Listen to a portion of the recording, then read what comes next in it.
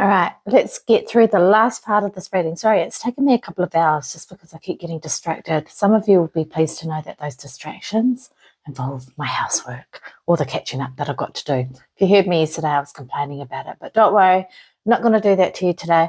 I'm sure many of you at home could just step into another room of your house and someone else is complaining about housework, so you don't need to be hearing it here from me on TikTok about Des not wanting to do her housework. All right, so let's continue with the rest of this read. Welcome back to part 3 of this toxic ick read. Go back into part 1 and part 2 if you want to catch up on this episode, because then it will make more sense. We finish up on emotional intelligence following our healing cards that we did in part 2, okay? I felt like I had to do a healing card spread in the middle of this read just because it's really heavy. Toxic energy is heavy. And then we also had the chameleon effect that came out as well, also known as Stockholm Syndrome, where someone is imitating you and therefore it's a real drain on your energy and therefore you're feeling quite energetically drained. So I talked about all of that stuff.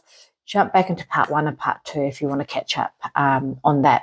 So part 2, we ended with emotional intelligence and how you're so emotionally self-aware, and that when someone engages you in conversation, that the information exchange and the transactions that you have with people by way of conversation and engaging you is very much of a two-way flowing conversation with you.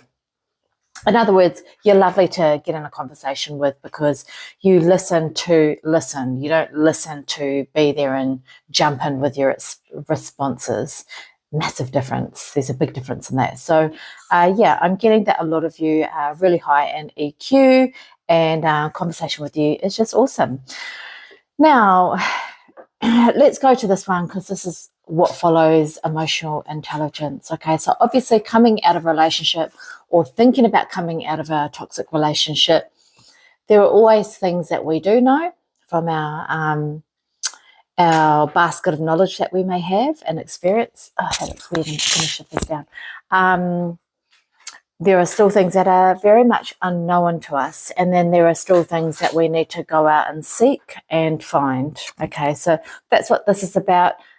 Look, life in general is like that anyway, so no surprises that this has turned up, but in particular because you're coming out of something that's been quite destructive for, I'm going to say, for a long period of time, and therefore devastated you in ways and shocked you to your core because you left it for too long before you did decide to do anything about it. Not an easy thing to do, to walk away from a relationship or to even think about it. A lot of us are quite fearful about doing that. It's not easy. It's scary, when you've got, especially when you've got so much tied into the relationship, finance-wise, asset-wise, kids, life, family. It's not an easy decision to come to, right? So that's why this has turned up, because, you've got knowledge, but you still need to go out. There's still a lot of unknowns to you and figuring this out and fleshing out all the details as you walk away, or if you think about walking away.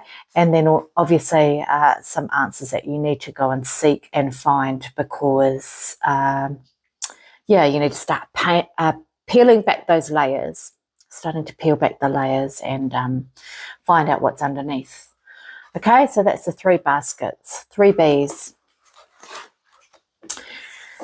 Really feel like we're going to finish on a high here, because when you've done all of that work, and this came out yesterday too, I think, that when you've done all that introspection and that inner work on yourself, that you start, that's right, it was yesterday, you start attracting all the things that you want, like the everything you ever wanted starts kind of unfolding before your eyes. But it doesn't just naturally happen, right? You've got to do the work first around going deep, peeling back all those layers, and asking yourself the hard questions, not being afraid of the answers, Perhaps embracing some of the shadow sides that come out through the process, and not judging yourself or comparing when you do see those sides come out. The shadow and light exists to all of us. I've said this many times and I'll keep saying it. We've all got our shadow side, we've all got our light side, but the thing is, we have no problems knowing how to work with our light side. That's a fun, it's a beautiful, alluring, magnetic sides of ourself. But what if I said to you that the shadow sides, you could easily turn that around and embrace those and channel that into something that's like towards the greater good? It can be done. It can be done. And I hope that as my readings start to evolve and we start going deeper into the work, as the cards unfold, based on the times, based on where we're all at in our lives, because we're all going through this together, that we can start doing some deeper work and to really flip the shadow side of stuff on its head, and talk more about, well, how can we work that? How can we channel that into the greater good? So that's, I hope that some of the readings go in that direction. I'm sure they will, because we're putting it out there in the universe now. All right, going back to this, inspire. When you've done all of that deep work, when you've looked at all of the parts of yourself that need to be looked at, and when you've looked at what triggers you, then you start going into this healing phase, healing yourself. When you start healing yourself, you start healing others, and therefore you start inspiring others. Okay, so you empower, you influence, you start moving forward, and bringing others along for the journey with you. Okay, this could be the way, it's got that. The way you move, the way you speak, the way that you create inspires others to dream big. And just also saying, I'm just going to read it out. You have the ability to influence others and to do better, be better, and get motivated. Okay, so keep doing you, and you're making an impact, whether you know it or not, and making a change for the greater good. So there you go. We started out with something something yucky, and we've actually ended up on a high, because through all of this stuff, once you've connected the dots and had a realization and decided, fuck, I need to do something about it, then we get to this point here. Okay, a lot of work in between, obviously. And I certainly do. I just want to add this as well. I do not take this lighthearted. Like I said yesterday with the narcissist card, there's no lighthearted matters that we're talking about here, right? And there's no amount of time that we could spend on TikTok tarot talking all parts of this through, but there's just not enough time in the day for it.